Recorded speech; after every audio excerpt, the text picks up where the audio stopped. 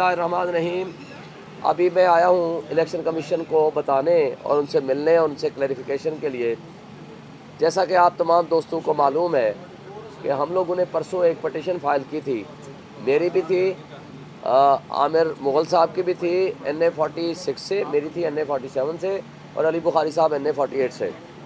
Election commission of Pakistan ने कल के लिए फिक्स की थी और उसमें आर्डर कर दिया था कि रिपोर्ट 3 दिन में दें RO, और साथ process of consolidation for issuance of form 48 and 49 was state, उनको रोक दिया था कि फर्दर प्रोसीड न करें। वो स्टे मिलने के बाद मैं चला गया वकला के साथ रिटर्निंग अफसर के दफ्तर।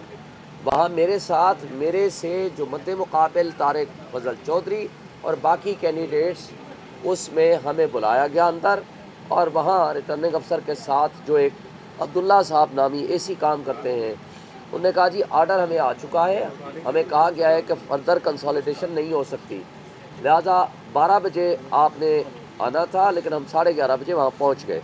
उन्होंने कहा कि जी ये हम आपका प्रोसेस स्टे कर रहे हैं। मैंने कहा जी हम तब जाएंगे जब आप हमें लिख के देंगे कि प्रोसेस ऑफ कंसोलिडेशन स्टेट, जो कि प्रोसेस ऑफ कंसोलिडेशन वो मौजूदगी के बगैर हो नहीं सकता। उन्होंने हम सब को लिख के दिया, मुझे भी, तारिक फजल चौधरी को भी, और बाकी तमाम कैंडिडेट्स को राइटिंग में। मेरे पास ओरिजिनल रिटर्निंग अफसर का राइटिंग में आर्डर मौजूद है, वो लिख के दे दिया। हम इत्मीनान के साथ आ गए। बाद में पता चला कि तारिक फजल चौधरी साहब को बाद में बुला लिया अपने दफ्तर में खुफिया तरीके से, और वहाँ वो रिकॉर्ड की टेम्परिंग कर रहे हैं, जिसकी इत्तला मैंने यहाँ इलेक्शन कमीशन को दी, और इसके बारे में इन्होंने एक आर्डर भी जारी किया, लेटर जारी किया, RO को कहा कि ये आप क्यों कर रहे हैं, रिपोर्ट दें। उसके बाद कल जब हम वापस उनको देखने गए कि आप ये क्यों कर रहे हैं, तो जनाब हम जब गए तो हमें नहीं मिलने दिया गया RO से। और उसके बाद जब हम वापस आने लगे, हम 14-15 वकला थे, तो जनाब हमारी गाड़ियों पे हमला कर दिया। तारिक फजल चौधरी के गुंडों ने हमारी गाड़ियाँ तोड़ी, और उसके बाद हमने FIR कटाने की कोशिश की, लेकिन वो होम्योपैथिक किस्म के FIR काटी, कुछ हमारे लोगों के ख़िलाफ़, कुछ उनके ख़िलाफ़, जिसकी हालांकि उनके अटैक की वीडियो हमारे पास पूरी तरह मौजूद है। लेकिन इस सब कुछ से ज़्यादा आज पता चला, आज कोई अभी घंटा एक पहले, कि जनाब इलेक्शन कमीशन ने नोटिफिकेशन कर दिया है।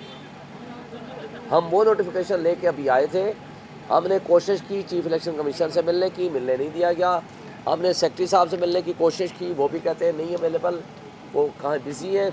हमने उनके स्टाफ अफसर को ये तीनों आर्डर दे दिए, इलेक्शन कमीशन का अपना आर्डर, रिटर्निंग अफसर का अपना आर्डर के स्टे हो गया है, और उसके बाद ये नोटिफिकेशन। हम सिर्फ ये पूछना चाहते हैं, क्या पाकिस्तान में आईन और कानून की कोई हैसियत है? अगर है तो फिर आप अपने आर्डर्स की वायलेशन अगर इलेक्शन कमीशन कर रहा है तो हम किसके पास जाएं? नंबर 2, रिटर्निंग अफसर जब एक दफ़ा प्रोसेस ऑफ कंसोलिडेशन को लिख के देता है कि इट इज़ स्टॉप, ये नहीं होगा, जो कि कानून ये कहता है कि कैंडिडेट के बगैर वो प्रोसेस नहीं हो सकता। सेक्शन 92 है, सेक्शन 95 ऑफ इलेक्शन एक्ट है। हमें कह दिया आप जाएं, हम राइटिंग में आर्डर लेके चले गए। मुझे बताएं रिटर्निंग अफसर साहब ने फिर किसके कहने पे फर्दर प्रोसीड किया, और अगर किया तो हमारी अदम मौजूदगी में कैसे कर लिया, और अगर हम नहीं किया तो इलेक्शन कमीशन ने ये नोटिफिकेशन कैसे कर दिया। और फिर मैं ये सारी ज़िम्मेदारी इलेक्शन कमीशन के ऊपर तो मैं डालता ही हूँ, क्योंकि इनकी ज़िम्मेदारी है अंडर आर्टिकल 218, अंडर आर्टिकल 220 के free fair and transparent elections के लिए इनकी ड्यूटी है, कॉन्स्टिट्यूशनल ड्यूटी है। ये इनकी पावर नहीं है, सिर्फ अख्तियार नहीं है, ये ड्यूटी है कि ये करेंगे। और उसके साथ साथ मैं ये ज़िम्मेदारी रिटर्निंग ऑफिसर, जो कि एक ब्यूरोक्रेट है जिसमें गवर्नमेंट चलानी होती है, क्या ये सारे फैसले इसी तरह करते हैं? क्या हमारा मुल्क ऐसे करप्ट 2 नंबर लोगों के हाथों में यरगमाल बना हुआ है, और जिसकी तनख्वाहें और बरात मेरे और आपके पैसों से हम उनको देते हैं, और वो इस तरह फैसले करते हैं आवाम के वोटों के ऊपर, आवाम के हुकूक के ऊपर, आवाम के करोड़ों आवाम के लोगों के हुकूक के ऊपर डाका जनी सरेआम करते हैं। एक होता है इंसाफ न सिर्फ हो बल्कि होता हुआ नज़र आए, آج ڈاکہ زنی نہ صرف ہو رہی ہے بلکہ ہوتی ہوئی ساری دنیا کے سامنے نظر آ رہی ہے. اور سب سے امپورٹنٹ تو آپ واچ ڈاگز ہیں. آپ آج ایک ایک چیز ریکارڈ کر رہے ہیں, ایک ایک چیز آپ کے سامنے ہے, ایک ایک چیز ڈاکومنٹڈ ہے. جس شخص نے 1,05,000 ووٹ لیا اور اس کے مد مقابل نے 51,000 ووٹ لیا, یعنی خالی فرق 53,000 کا ہے. یہ کہتے ہیں وہ اس کو ہم جتا دیتے ہیں اور آپ کو ہرا دیتے ہیں. صرف میرا نہیں, اسی طرح عامر مغل کا, اسی طرح علی بخاری کا, اور اسی طرح پاکستان کے تمام حلقوں کا. میں پوچھتا ہوں, اگر ہمارے ملک میں یہ آزادی ہم نے انگریزوں سے حاصل کی تھی اور آئین بنایا تھا, تو اپنے ملک کو اور اپنے لوگوں کو یہ اختیار دیا تھا کہ آپ کے پاس حق حکمرانی ہے. آپ جس کو اپنا نمائندہ منتخب کرنا چاہیں گے وہی آپ کا نمائندہ ہوگا. اگر آپ نے اس سلسلے کو ریورس کر دیا ہے, آپ نے اگر گورے انگریزوں کی جگہ پہ کالے انگریز بٹھا دیے ہیں اور ان لوگوں سے ذریعے سے آپ نے فیصلے لینے ہیں جنہوں نے ہمارے دشمن کے بچوں کو پڑھانا تھا, تو دشمن کے بچوں کو پتہ نہیں پڑھایا کہ نہیں. میں ان سے سوال کرتا ہوں کہ اپنے بچوں کو آپ اپنے عمل کے ذریعے یہ بتا رہے ہیں کہ آپ ڈاکہ ڈالو یہ جائز ہے, آپ چوری کرو یہ جائز ہے, آپ ڈاکہ اور چوری کے جو بینیفیشریز ہیں ان کو سر کی آنکھوں کا تاج بناؤ یہ جائز ہے, اور جو آنیسٹ لیڈرشپ ہے ان کو جیلوں میں ڈالو وہ جائز ہے. لوگوں کے حقوق جس کو لوگ کہیں کہ ہم اس کو ریجیکٹ کرتے ہیں, آپ کہیں وہی شخص تمہارا ہم بادشاہ بنائیں گے, نمائندہ بنائیں گے, تمہارا منتخب نمائندہ کہلایا جائے گا. تو میں سوال کرتا ہوں, ہم مقبوضہ کشمیر کے وزیر اعلیٰ کو کٹھ پتلی وزیر اعلیٰ کیوں کہتے ہیں؟ اس لیے کہتے ہیں کہ وہاں الیکشن کو چوری کیا جاتا ہے, ڈاکہ ڈالا جاتا ہے. اس لیے کہتے ہیں کہ وہاں نظام انصاف نہیں ہوتا. اس لیے کہتے ہیں وہاں رول آف لا نہیں ہوتا. اگر رول آف لا اور نظام انصاف آپ نے مقبوضہ کشمیر سے بدتر صورتحال اپنے پاکستان میں کر دینی ہے, جس کو آج صرف آپ کا نیشنل لیول کا میڈیا, سوشل ڈیجیٹل میڈیا, بلکہ اس سے بڑھ کر انٹرنیشنل میڈیا پوری دنیا میں آپ کا تماشا اڑا رہا ہے, آپ کا بدنما داغ ساری دنیا کو دکھا رہا ہے. تو میں آپ سے سوال کرتا ہوں کہ آپ ملک کے ساتھ مخلص اگر ہیں تو یہ سب کچھ جو کچھ ہو رہا ہے اس کا نقصان کس کو ہے؟ کیا ایک شخص کی دشمنی میں آپ کی آنکھیں اور کان بند ہو چکے ہیں؟ آپ نے اپنے دماغ بند کر لیے ہیں. آپ صرف وہ فیصلے کرنے لگے ہیں کہ جس سے صرف ایک شخص کو ہم شکست دے سکیں. آپ اس ایک شخص کو شکست نہیں دے سکے. آج عوامی ریفرینڈم کے ذریعے ثابت ہو چکا ہے کہ اگر اس وقت قوم کھڑی ہے تو اس شخص کے ساتھ کھڑی ہے جس کا نام ہے عمران خان, قیدی نمبر 804. مگر آپ سارے وہ مقتدر ادارے, وہ بونے سیاستدان, وہ الیکشن کمیشن اور وہ بے ضمیر منصف جنہوں نے جیل میں بیٹھ کے وہ فیصلے کیے غلط, غیر آئینی اور غیر قانونی, آج وہ دنیا کے سامنے ننگے ہو چکے ہیں. لیکن قوم آج اکٹھی ہے عوامی انقلاب کے لیے. اگر آپ نے عوامی انقلاب کا راستہ روکا تو عوام پھر اٹھے گی اور ان لوگوں کو خس و خاشاک کی طرح مٹا دے گی. اور میں ایک بات آخر میں یہ کہوں گا, آج بھی وقت ہے. یہ پکے کے ڈاکو جن کو شرم و حیا ختم ہو گئی ہے, کیونکہ کچے کے ڈاکو میں آج بھی غیرت موجود ہے. وہ آدھا منہ چھپاتے ہیں یا پورا منہ چھپاتے ہیں, اور وہ ڈاکہ ڈال کے جنگلوں میں جا گھستے ہیں اور چھپتے ہیں. مگر پکے کے ڈاکو نے آج نیا وتیرہ اڈاپٹ کر لیا ہے. جو پہلے آدھا منہ چھپایا کرتے تھے انہوں نے وہ بھی چھپانا بند کر دیا, اور ڈاکو ڈکیتی کر کے کروڑوں لوگوں کے حقوق پہ ڈاکہ ڈال کے, لوگوں کے ووٹوں کو چرا کے اور اپنے آپ کو جعلی طریقے سے نمائندہ بنا کے آج بے شرمی اور بغیرتی کی آخری حدوں کو چھوتے ہوئے وہ دھمال ڈال رہے ہیں کہ ہم جیت چکے ہیں. میں ان کو کہتا ہوں غیرت سے تم لوگوں کو ڈوب مرنا چاہیے کہ ایک تو ڈاکہ سرعام ڈال رہے ہو جس کی پوری قوم گواہ ہے, پورا میڈیا گواہ ہے, پوری دنیا گواہ ہے. پھر اس ڈاکہ زنی پہ آپ شرمندہ ہونے کی بجائے اس بغیرتی کے ساتھ اس کو آپ ایکسیپٹ کرا رہے ہو کہ ہم بغیرت بھی ہیں، یعنی آپ یہ ثابت کرنا چاہتے ہیں ہم ڈاکہ بھی ڈالتے ہیں اور بغیرتی کی آخری حدوں کو بھی چھوئیں گے۔ یہ قابل افسوس ہے۔ اس سے ہماری قوم کو ایک سبق دیا ہے عمران خان نے کہ اپنے حق کے لیے ڈٹ جاؤ، حق بالآخر انشاءاللہ فتح یاب ہوگا۔ میں آخری بات، اس وقت بھی وقت ہے، جاؤ عمران خان سے معافی مانگ لو۔ وہ بہت بڑا لیڈر ہے، بہت بڑا آدمی ہے، وہ پاکستان کے ساتھ مخلص ہے، عوام آج اس کے ساتھ کھڑی ہے۔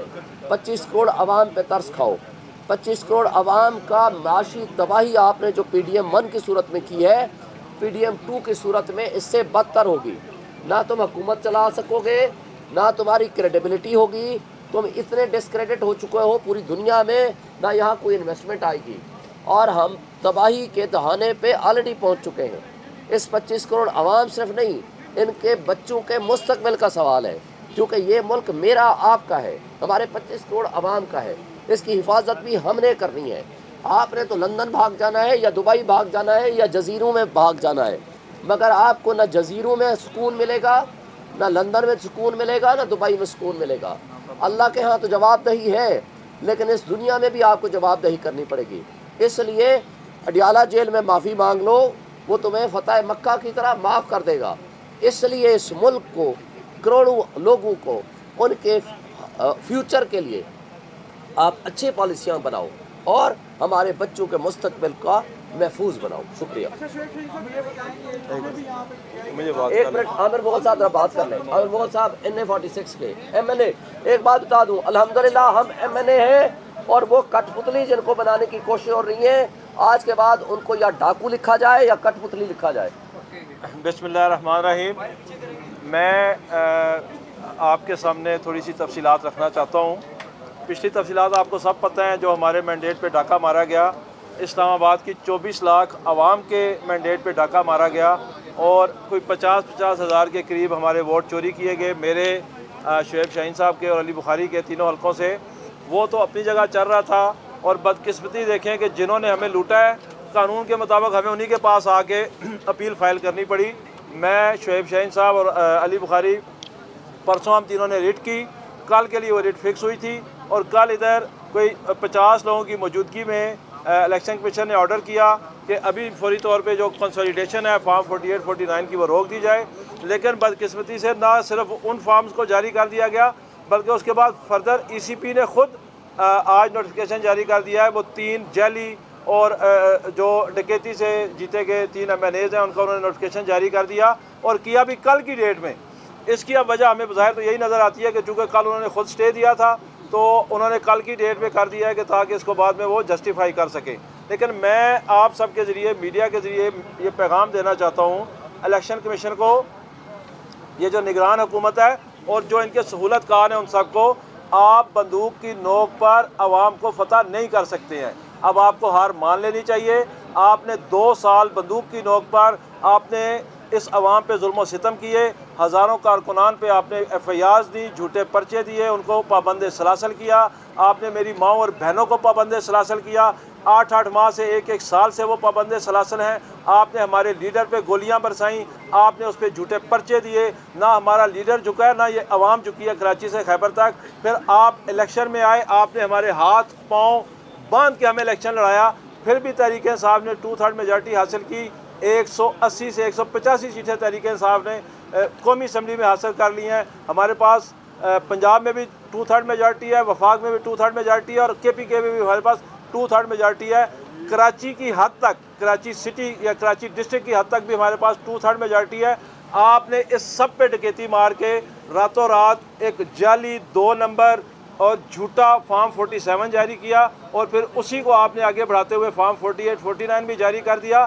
تو میں آپ سب کو، یہ جتنے لوگ، جتنے ادارے سسٹم کے ساتھ کھڑے ہیں، میں ان کو بتانا چاہتا ہوں، نہ عمران خان نے آپ سے ہار مانی ہے، نہ عمران خان کے ورکرز آپ سے ہار مانیں گے، نہ اسلام آباد کی عوام آپ سے ہار مانے گی، نہ پنجاب کی مانے گی، نہ KPK کی مانے گی، نہ سندھ اور نہ بلوچستان کی عوام آپ سے ہار مانے گی۔ بالآخر آپ کو ایک دن سرنڈر کرنا پڑے گا۔ جتنا جلدی آپ سرنڈر کریں اتنا زیادہ اچھا ہے۔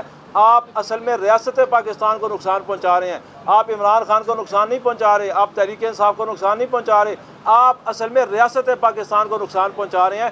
اتنی کھلی ننگی دھاندلی تاریخ میں پاکستان جب سے بنا ہے 75 ایئر سے کسی نے نہیں دیکھی. پوری دنیا کا میڈیا چیخ رہا ہے, انٹرنیشنل میڈیا میں شور ڈلا ہوا ہے, آپ سارے اس کے آئی وٹنس ہیں.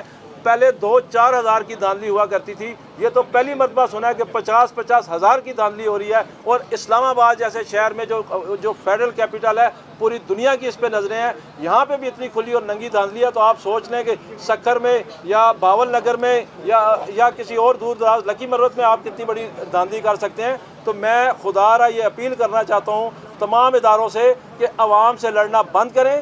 عوام آپ کی اس ظلم و ستم کو نہیں مانتی. عوام ساری عمران خان کے ساتھ کھڑی ہے. جو بات شعیب بھائی نے کی ہے کہ وہ بہت بڑے دل والا لیڈر ہے, جائیں اس کے پاس بیٹھ جائیں, وہ آپ کو معاف کر دے گا. وہ ملک کو آگے لے کے جانا چاہتا ہے, وہ سارے اداروں کے ساتھ چلنا چاہتا ہے. لیکن اگر آپ دھونس سے, دھاندلی سے, بندوق کی نوک پر زبردستی اس پہ کوئی چیز مسلط کرنا چاہیں گے تو نہ وہ جیل میں بیٹھا عمران خان اس بات کو مانے گا, نہ یہ 25 کروڑ یا 24 کروڑ